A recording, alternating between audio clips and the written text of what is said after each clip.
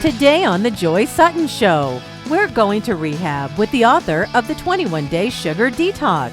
She's showing us how to break that sugar addiction for good. And on Girl Talk, do you need a style intervention? From dressing too young to wearing the wrong clothing, our panel has a lot to say. Plus, how to make your own jewelry for that perfect outfit. The Joy Sutton Show starts now.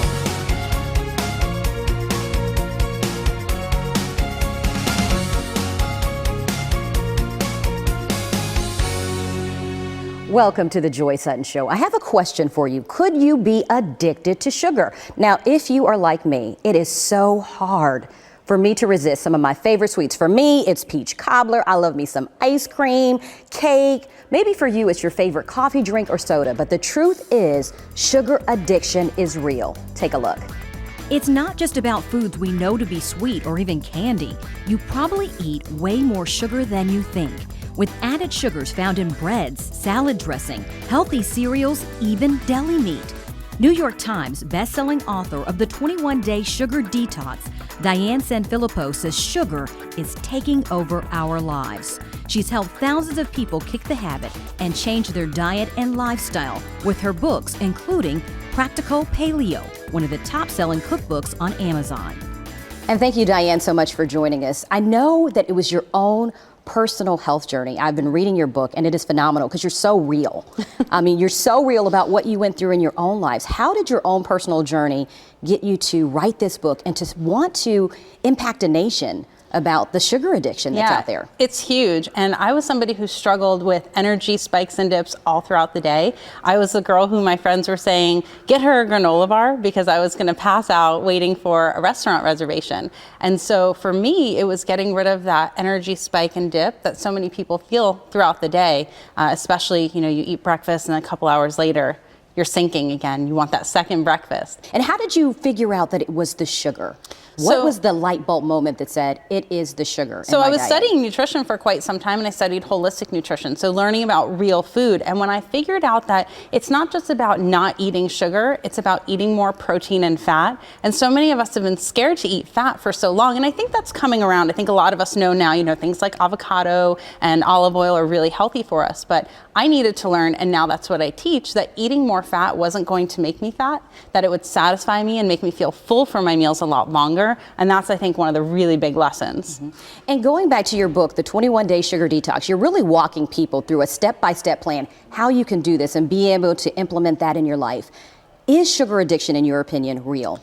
Absolutely, it's real. Are we really addicted to it like we would be a drug or something? Yeah, absolutely. And the struggle, too, is that unlike a drug, we have to eat multiple times a day, right? So you can't go cold turkey. You can't, and you can't just ignore it. You can't just not eat. We have to eat, right? It's definitely a problem, and it's a real problem because it hides in a lot of foods that people don't expect it to be in. So we know that something like cake or a cookie has sugar, but people don't expect that something like pasta sauce or salad dressing will have sugar added. Now, why 21 days? Your 21-Day Sugar Detox. Yeah. Is there something that's special about the 21 days? Well, what I've found over the last, it's been about 5 years now that I've been running the program, is that within 21 days, it's about the amount of time that you need to create new habits. But for most people, they do find that what it does is it teaches them what to choose to feel better, and it teaches them exactly how sweet so many foods are, because we don't realize exactly how sweet even something, and I know you're gonna think I'm crazy, something like broccoli, if you chew it for a long time, it actually becomes sweet. Girl, broccoli is not sweet. I know.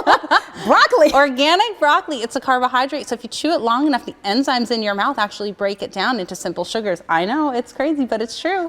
Take me through the process. How do I begin? Do I start with breakfast? Because it can be overwhelming, and I know it's a detox process, but what would you tell someone if I had to start today?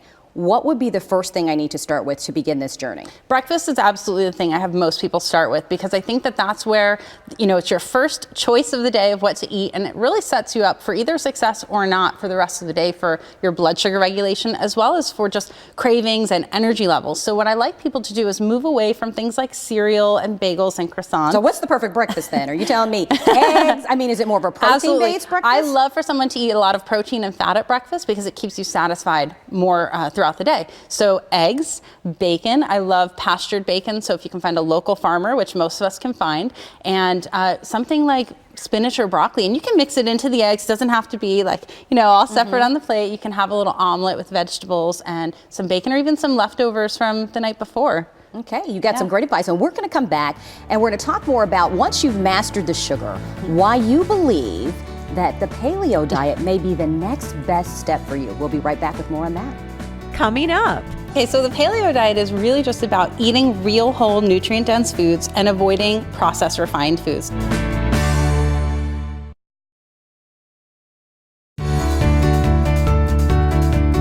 And we are back with Diane Sanfilippo. She is the New York Times best-selling author of the 21-Day Sugar Detox and Practical Paleo. And she's here. She's been telling us about sugar and how to kind of detox from sugar, but says the next step, you might really want to consider the paleo diet. And I've heard a lot about the paleo diet. It's really popular, but I don't know, what is it? How does it work? And why should I even consider it? Okay, so the paleo diet is really just about eating real, whole, nutrient-dense foods and avoiding processed, refined foods. So it's actually pretty simple. It just can be a little bit intimidating, which is why we're going to talk about some swaps that we have here that make it a lot easier for people to transition. Can it taste as good? I guess that's the It absolutely that's the can, question. because what we find is that mostly what tastes great are the sauces or the spices and the flavorings that go onto these foods. It's not those foods themselves. So it can absolutely taste as good, and it's a really healthy way to eat for anyone. So it's a fantastic approach. Okay, and you're going to take us through 4 things that we can just start beginning today in our diet to do swaps. Okay, you talked about the infamous pasta. You can still have it, but in moderation. Absolutely. So here's what we do. We take, instead of noodles that we would have from wheat, we take a zucchini and use this tool. It's called a julienne peeler. So you can see what it does. It actually cuts the zucchini into these little noodles. So it's a fantastic way to get Now, do you boil that it? noodle How do you shape. cook it?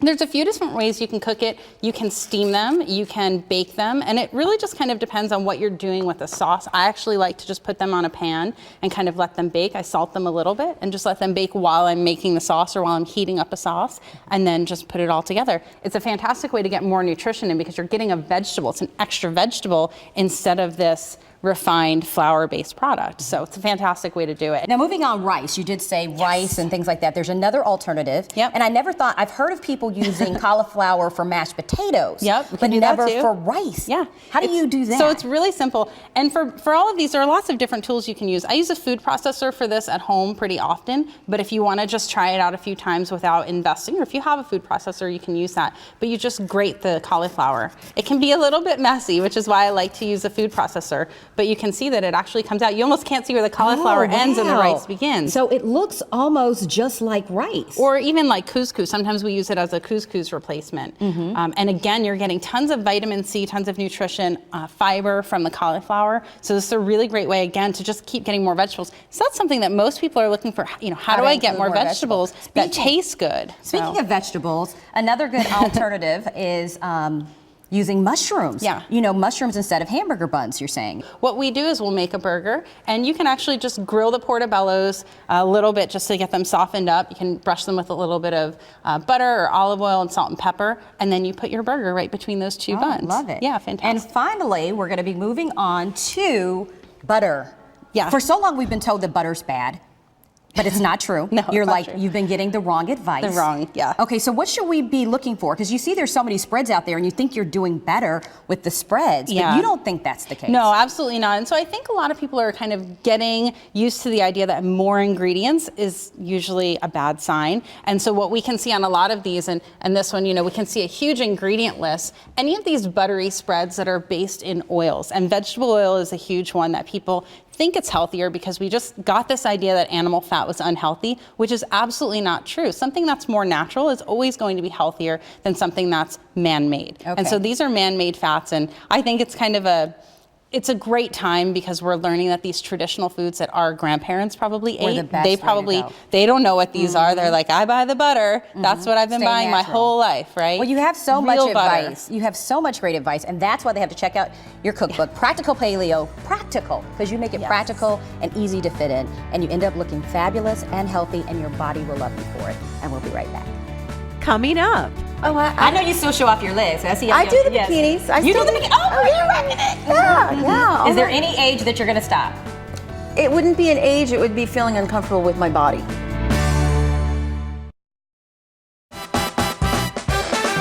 Today on Girl Talk, our panelists are Caroline LaRocca, a mother of 3 and the owner of the award-winning Caroline LaRocca Event Design. She is also the creator of Bride's Night.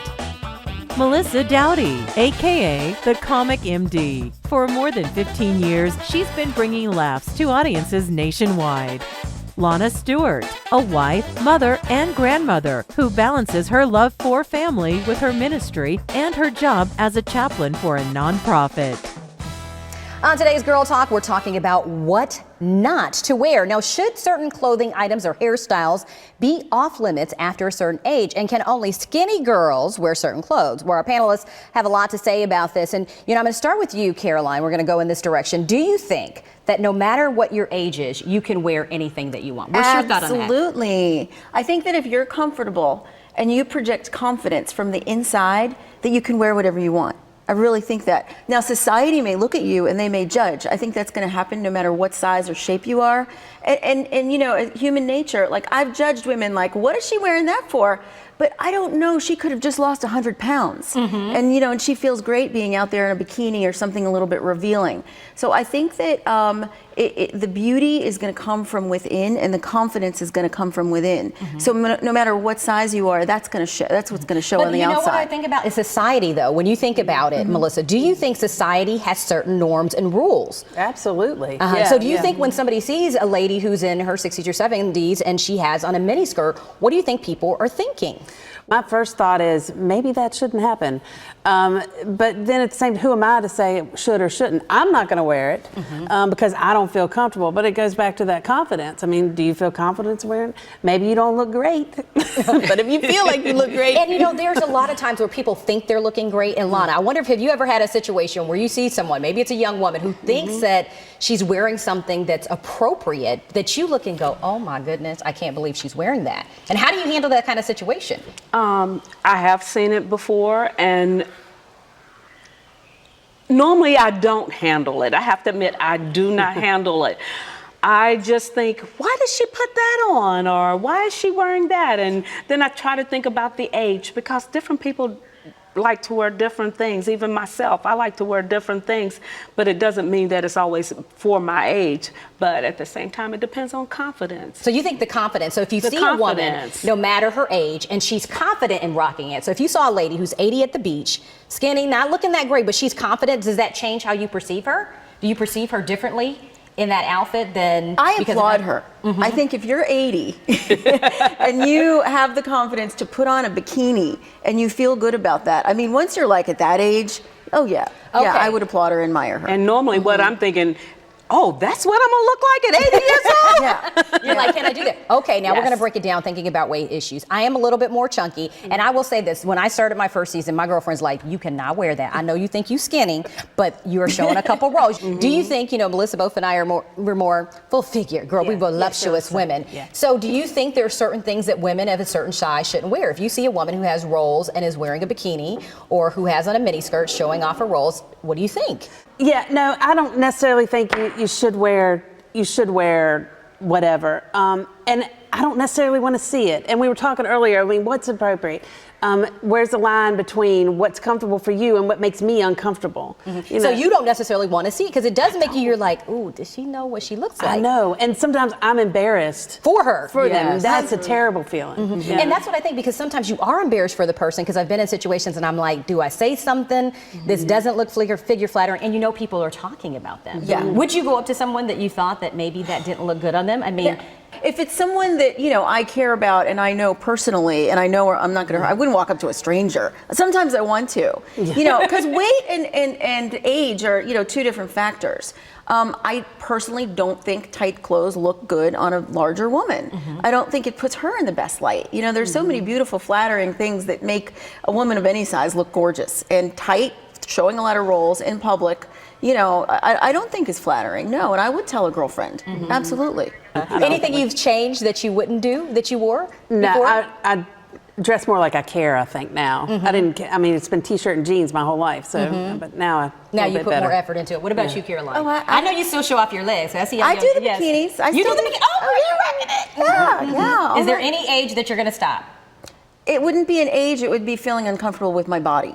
So yeah, I would still wear the bikini at 50, which isn't far off. 60. Yeah. I mean, so you say if you have the body. If I you're have gonna the rock body, it. I'll still wear it. Yeah. Well, if I feel comfortable with it. Well, you guys have had some great opinions there that you never know what people are thinking, so be mindful of that. Yeah. But your confidence says everything. It speaks Everything. volumes. And we'll be right back.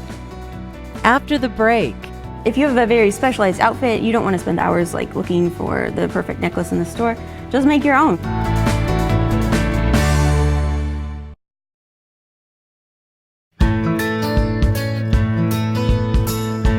Have you ever had that perfect outfit but did not have the jewelry to match?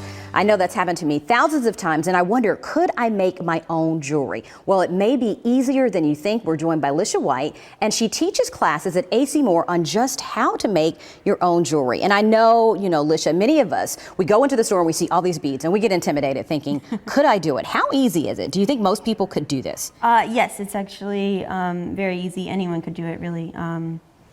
Yeah, it's just a simple process. Now, if I'm thinking, okay, I want to make a necklace or jewelry, how much time do I have to invest in it? Is it something that's time consuming, or do you think most people could pick up on it? No, it's pretty easy. Like earrings are really fast. A necklace might take longer, like depending on how long you're making it. Just putting the beads on the string takes a little bit of time, and choosing your beads takes a little bit of time. I think that takes the most time is like choosing what you want to do. So just picking out what you want to do is the most time consuming process, but once you kind of get your design down pat, it's really easy. Sort of have like the basic tools you get. So you're going to walk us through, one of the first things we're going to make is a pair of earrings. Okay. And you started out, this is the earring that you made. How long did it take you to make that about? 5 minutes. 5 minutes? Yeah. Okay, ladies, so 5 minutes it took to make that one pair of earrings. So what do we need when we're making an earring? Well, you want to get jewelry pliers. The things that you definitely need are a pair of round nose. And you guys sell this at the store, so it's just jewelry pliers that you're going to need. Okay. Pliers, wire cutter. And a wire cutter. Okay, so we need a wire cutter and some jewelry pliers. Okay, so now we just take the basics of our bead, and you have something in that bead. I want to hold it kind of close so they can see. Okay. Okay, so what do we do once we have the bead here? So you've put the bead on the head pin. It's one of these. And kind of hold it still so we can see there. So you need the head pin. Yeah. Okay, and that goes in the center. Yeah, sometimes you'll need a seed bead if the hole is too big, but this one isn't. So that's very basic. So you take your bead and you're just putting the headband through the bead. Okay. Yes. And then this is actually going to attach to this part, and I've used an eye pin for this since I'm going to attach this to it. And an eye pin is just this. An eye pin, it looks like an eye, kind of like a needle. It almost looks like a needle. Okay. It's got a little hole in there. So you cut about 1/4 inch with your pliers or wire cutters. You take your round nose and you bend it. And so you're just bending it, okay. And then you're making a circle. So you just... so that's the hook. So you actually make your own hooks? Yes. Okay, And then you put it onto your ear wire and close. And close. Oh, you did it just that fast? Yeah. Okay, let me show that for a second. So you just basically took, you made your own hook. I don't know if they can see it, it's really tiny. And then you just put it on your ear wire, and you did that in like 3 or 4 minutes. You also made this wonderful necklace and jewelry combination. How long did it take you to get this together? This was a little bit more complicated. It's a little bit more intricate. You have to like separate the chains individually. So probably an hour or 2 on this one. And you can choose beads to match and just make it really nice. Like if you have a very specialized outfit, you don't want to spend hours like looking for the perfect necklace in the store. Just make your own. And you know what's really popular? You look like a goddess today, and I was saying you have the whole, wardrobe on, and you created this. Are the headpieces? Yes. The celebrities are wearing this, and you may not have celebrity money, but you can create your own headpiece. Yeah. How easy is this to do? I sort of have to pin it onto the wig head, and you're always constantly measuring on your own head. So it's a little bit harder, but with time and patience, a couple hours, 3 maybe. So 3 hours, you could create your kind of own look once you Yes. master the technique of being Yes. able to do this. And I guess the sky's the limit with the options out there. So if you were giving someone advice who's kind of hesitant and thinking, should I get started on this? What would you say? What would you say to someone? Yeah, definitely. It's a really great outlet for any pent-up creative energy that you may have. And just, it's very stress relieving activity. You're just sort of there with your pliers making, and you can decide if you don't like it, pull it apart. It's so easy. And thank you so much for just sharing some of the tricks of the trade and letting us know that we can really do this and create our own look. And we'll be right back.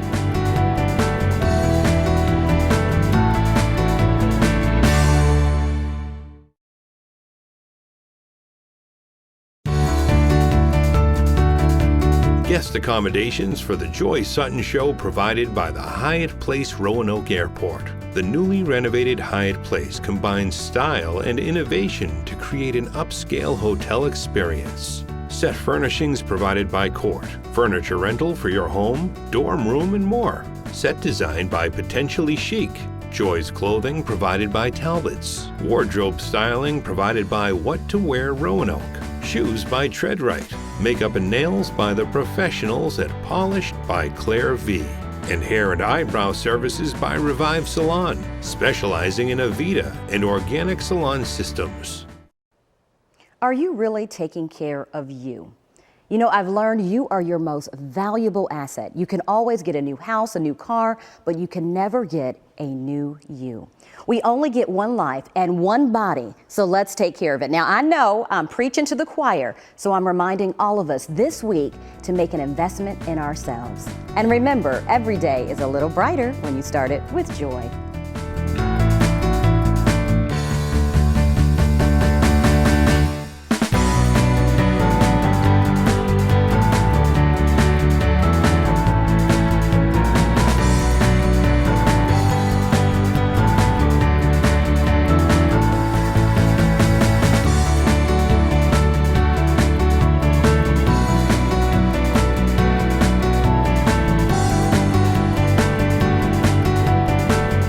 The Joy Sutton Show is a production of Sutton Impact Media.